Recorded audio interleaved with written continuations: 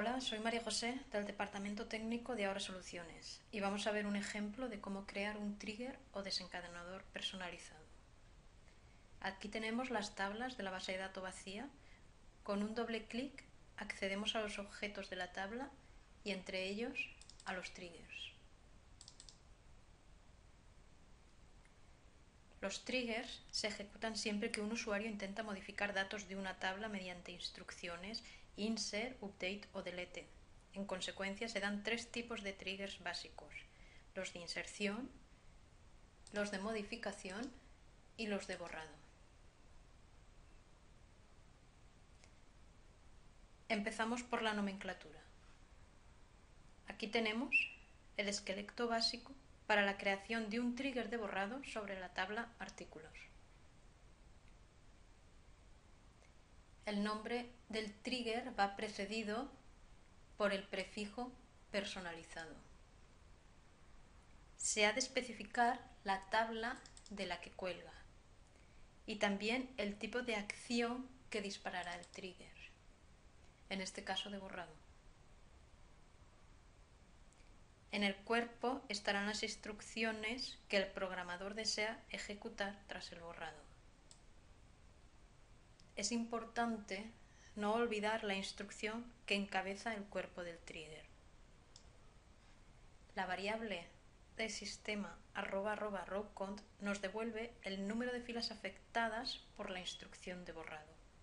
Hay que recalcar que los triggers se disparan con cualquier instrucción válida de modificación o de inserción, con independencia de los registros que se vean o no afectados.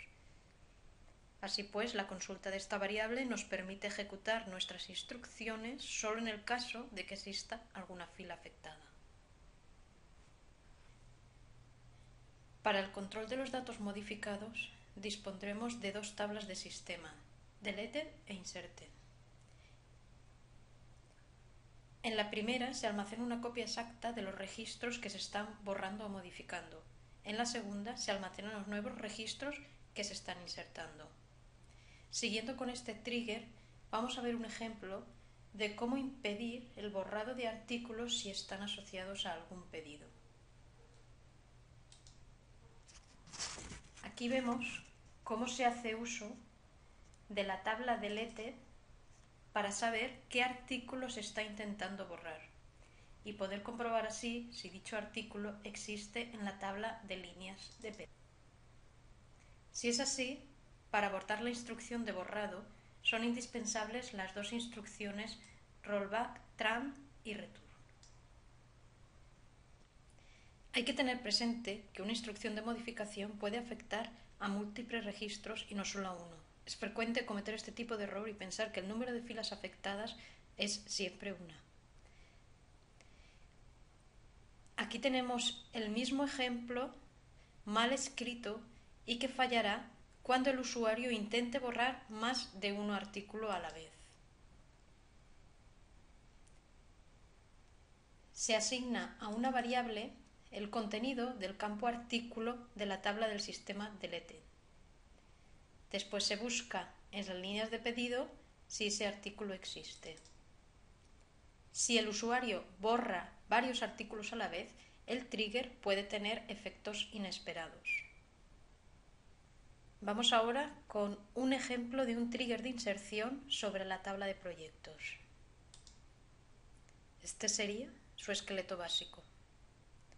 En este caso, el programador necesita comprobar que todos los proyectos que inserta un usuario están asociados a algún cliente.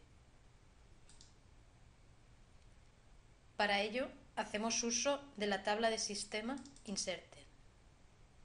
Aquí vemos cómo se comprueba si existe algún registro en la tabla inserted con el campo id cliente nulo. Si es así, abortamos la inserción con las correspondientes instrucciones. Vemos ahora un ejemplo de trigger de actualización o modificación. En un trigger de actualización, el programador dispone de las dos tablas de sistema inserted y deleted, con los valores nuevos y antiguos respectivamente. Además, la práctica totalidad de las tablas de la base de datos tiene un campo autonumérico llamado IDDoc. Este campo no se puede modificar y nos ayuda a ligar ambas tablas con la tabla objeto de la modificación. En este ejemplo, el programador necesita saber cuándo un usuario modifica la domiciliación de un cliente. Y si es así, hacer que todas las plantas de este cliente hereden dicha domiciliación.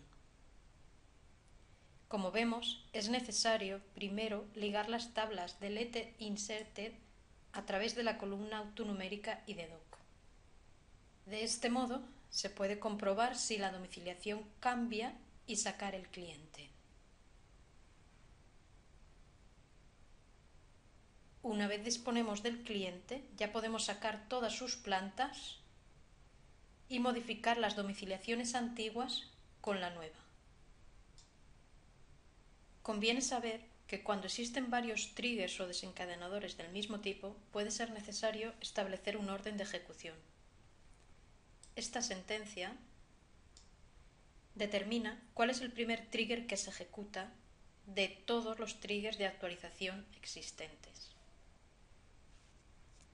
Aquí se especifica el nombre del trigger, el orden de ejecución y el tipo del trigger.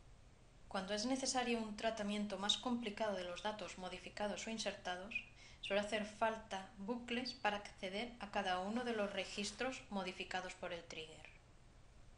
En SQL los bucles se implementan mediante cursores. Aquí vemos un ejemplo simplificado de cómo se procesa cada uno de los registros modificados. Se trata de determinar los costes asociados a los artículos de un pedido de proveedor cuando éste se actualiza o cambia de estado. Se accede a cada una de las filas almacenando en una variable su identificador único o IDDoc. Luego se hace una llamada a un complicado proceso de cálculo de costes con este identificador.